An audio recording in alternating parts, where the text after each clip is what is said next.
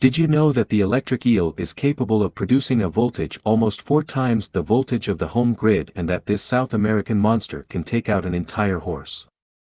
The fact that the electric eel generates voltage is known to many, but this fish is far more unusual and interesting than you can imagine. In this issue I'll tell you interesting facts about this from the animal world and show you what it can do in action. Harry, what do you think would happen if a ferocious predator, like a caiman, a South American alligator, wants to eat and chooses to eat an electric eel as a meal? It'll win, or it'll get a massive shock from the willful. The hungry caiman will have a much worse outcome.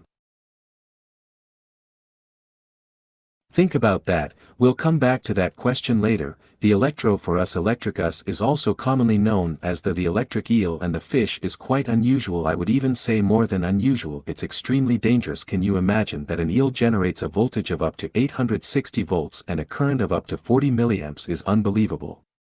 It's true that the first detailed description was made in 1729, naturalists didn't immediately. It was thought that these fish strike specifically with electricity, it was thought that in some mysterious way freeze their prey, but in June 1772, a member of the Royal Society, Joe Walsh, proved that eels use electricity to stun their victims.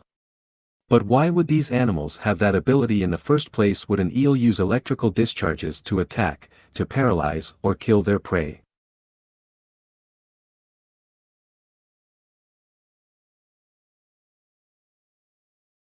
Which are mostly non-large fish and other small animals. Moreover, the eel also uses its electrical superpowers as a method aggressive defenses. By the way, the discharge generated by the electrical organs of this fish can be as low as 10 volts, which the eel uses for electrolocation is something similar to that of bats. And in bats the average length of the electric eel is 1.5 meters and the maximum reaches 2.5 meters, and they usually weigh up to 20 kilograms. In the structure of electric eels are the electrical organs, which occupy about 4/5 of their body length. It's interesting to compare eels with electric cattle, because they also have this ability.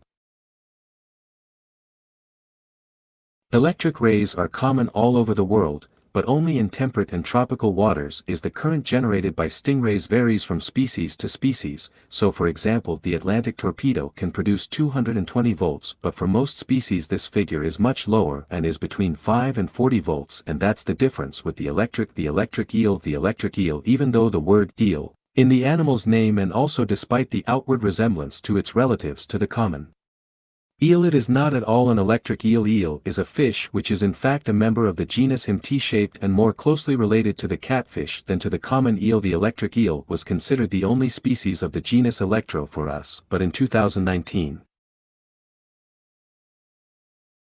2 other species assigned to the genus electric eels were found. Eels inhabit northeastern South America, including the Amazon and Orinoco. The usual ways these creatures are extremely difficult to catch because they tend to burrow deep into the marshes and rivers. So there was a very unusual method of catching them on horseback. Was first described in his diary by the German scientist Alexander von Humboldt. It was in 1800, an eminent naturalist on an expedition to Latin. He was literally fascinated by these mysterious creatures. He witnessed locals catching eels by bait of live horses. While it sounds incomprehensible, but if you think about it, there wasn't much else to do at the time. There wasn't really any other way of doing it.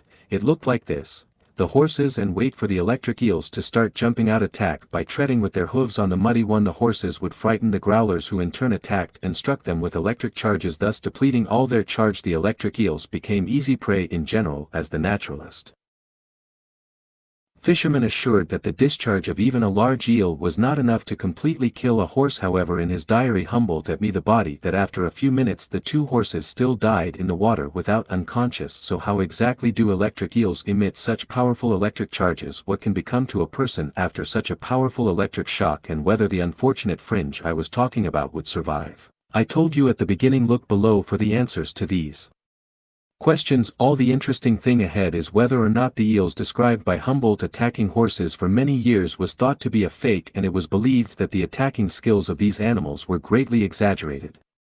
Long ago, biologist Kenneth Riding of Vanderbilt University in Tennessee State University in the United States accidentally confirmed Alexander von Humboldt was right. A series of experiments. He placed eels in different tanks along with a rod to measure the current. The fish attacked the rod but not under but in the air by jumping, and the electrical impulses emitted by the fish reached hundreds of volts and the current strength was almost 1 ampere.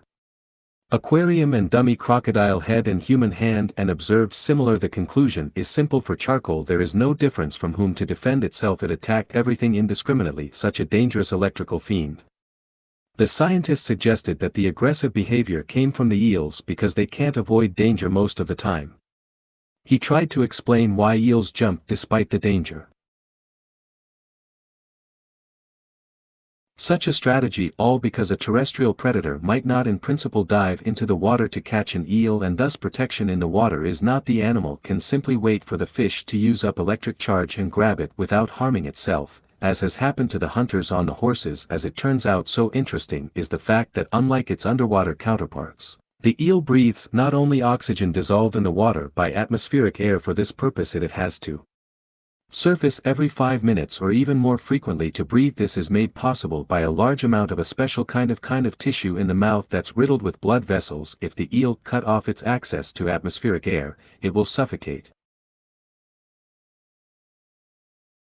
And so the entire body of the electric eel is covered by special organs that are made up of special cells of electric colors. These cells are sequentially connected to each other by means of nerve channels in the front of the body plus and in the back of the body minus. The so-called potential difference is formed by weak electricity is formed at the very beginning, and passing successively from the organ to the mound it builds up its strength so that it can hit its victim as effectively as possible.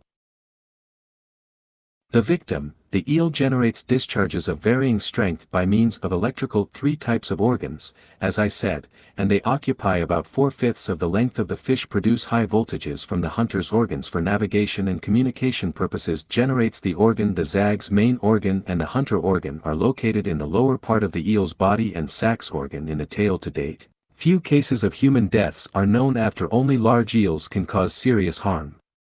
The current exposure of smaller individuals causes unpleasant and very painful sensations are nevertheless numerous, and electric shocks can lead to respiratory or heart failure, which can cause a person to drown, even in shallow water. A case of the attack, for example. In these you can see that after trying to touch an eel, the young man bouncing off and clearly experiencing pain in his hand. Don't underestimate this fish. And here the curious dog was clearly in need of a thrill, but how could he know that he was facing a creature that emits a lot of electricity? And the poor dog whimpered and ran as far away from the strange creature as possible. And now finally back to the caiman, the powerful and ferocious predator. In this video, we see a black caiman choosing to prey on an electric eel, and it's clearly misguided. Instead of dinner, it gets hundreds of electric shocks that cause it to paralyzing and convulsing, but because the eel needs some time to recharge, it saves the poor reptile's life. The caiman immediately runs away from its unpleasant rival. If a predator wants an eel as its prey, and the eel is the prey, it usually ends up with a bad result. The reptile clung to the eel but in return got a lot of electric shocks, which became fatal. I think you've realized by now that in its habitual environment, the electric eel is quite aggressive and it can attack without warning even if there's no threat to it. If anything living gets within of its force field, our electric fellow won't hide or swim away if an electric eel gets in the way. It's best to get out of the way. Don't swim within 3 meters, that's the main range of the electric eel's field. So that's it. Write in your comments, would you like to see an electric eel with your own eyes, and thank you very much for watching.